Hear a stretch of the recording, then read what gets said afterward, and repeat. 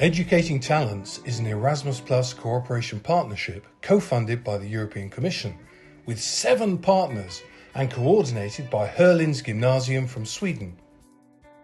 The aim is to provide educators with ideas and tools to support talented learners to reach their full potential.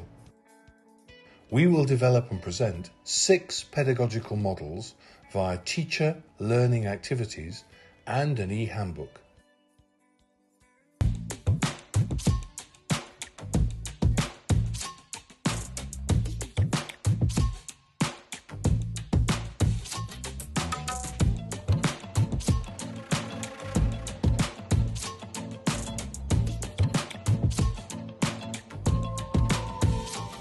Alors nous avons remarqué qu'il y avait de plus en plus d'enfants à besoins spécifiques.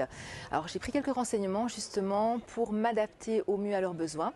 Et au fur et à mesure des recherches, je suis tombée sur les classes flexibles. Alors elles étaient appliquées dans le fondamental, mais très rarement dans le secondaire. Le système vient du Canada, donc j'ai regardé ce qui pouvait être faisable et surtout applicable dans le niveau secondaire.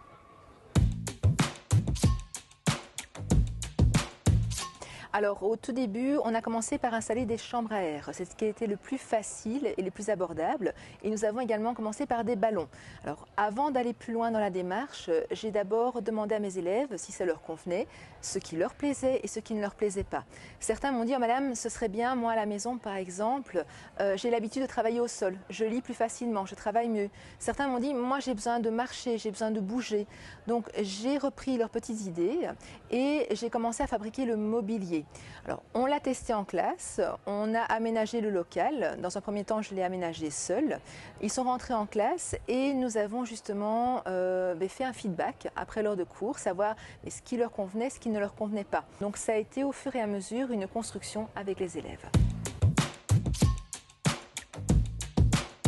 L'apprentissage est fortement renforcé. On a des groupes de besoins qui se créent régulièrement. Donc nous travaillons principalement par atelier, donc ensemble. Les élèves travaillent par 2, par 3, par 4 et on remarque que les élèves qui vont beaucoup plus rapidement viennent en aide aux élèves qui ont plus de difficultés. Lorsqu'ils doivent aller en place flexible, ils ont également des tableaux pour s'inscrire. Donc certains jours, ils se retrouvent avec des élèves qui n'ont pas l'habitude de côtoyer tout le temps. Donc ils sont en classe avec eux, mais ils ne se parlent pas nécessairement. Tandis qu'ils s'installent en flexible, et là ils ont un copain un petit peu nouveau à côté d'eux, et donc forcément ils doivent commencer à lui parler un petit peu plus. Comme je vous l'ai dit, comme ce sont principalement des travaux de groupe, donc là le relationnel est développé davantage. Et on a de plus en plus d'élèves à besoins spécifiques.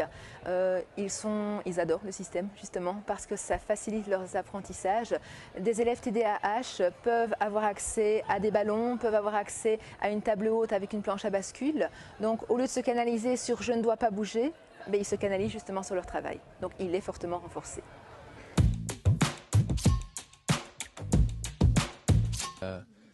Il y a trop de bruit autour de nous, on peut rester avec le casque, on peut rien entendre autour de nous, on peut rester focalisé sur l'exercice.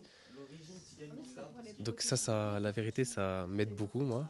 Donc quand j'ai trop envie de faire un contrôle ou alors des exercices, on peut vraiment utiliser le casque. C'est un casque anti-bruit, c'est très utile.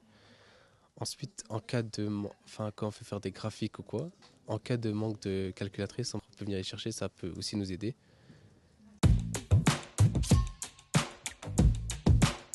C'est plus agréable avec les installations et tout ça. Et en plus, la prof, elle est sympa, donc ça va aussi. Il y a certaines positions, parfois, comme là-bas, on est assis à terre, c'est plus agréable pour travailler. Il y a les vélos aussi, donc ça permet de bouger. Ça m'aide en le fait que on a quelque chose pour se distraire. On n'a pas vraiment l'impression de travailler, du coup on retient un peu mieux, je trouve.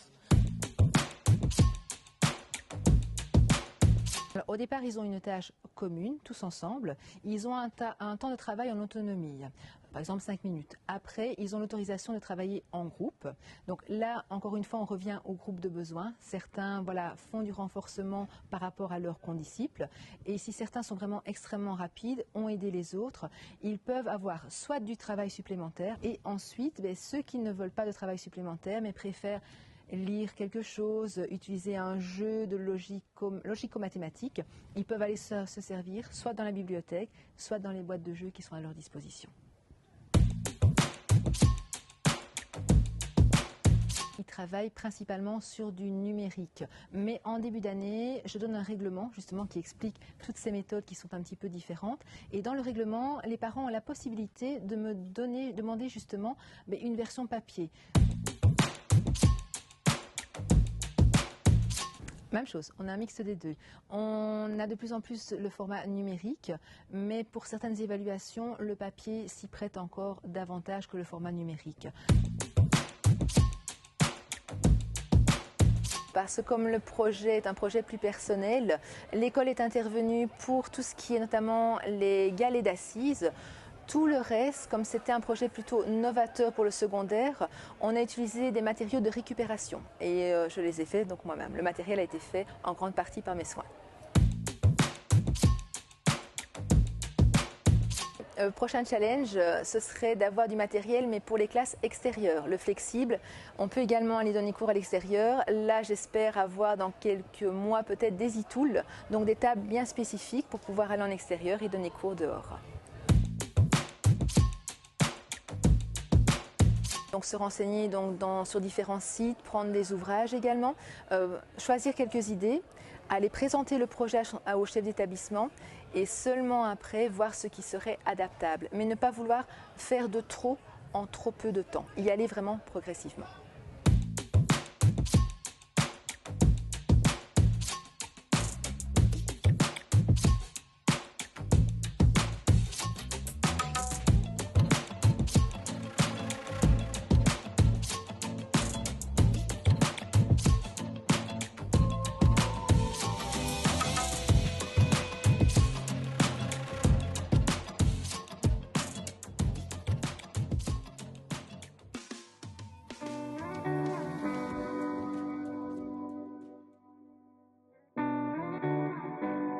All Educating Talents resources and materials will be available from the Educating Talents Community of Practice on the EPAL platform, Facebook and LinkedIn pages, YouTube channel, and of course the Educating Talents website.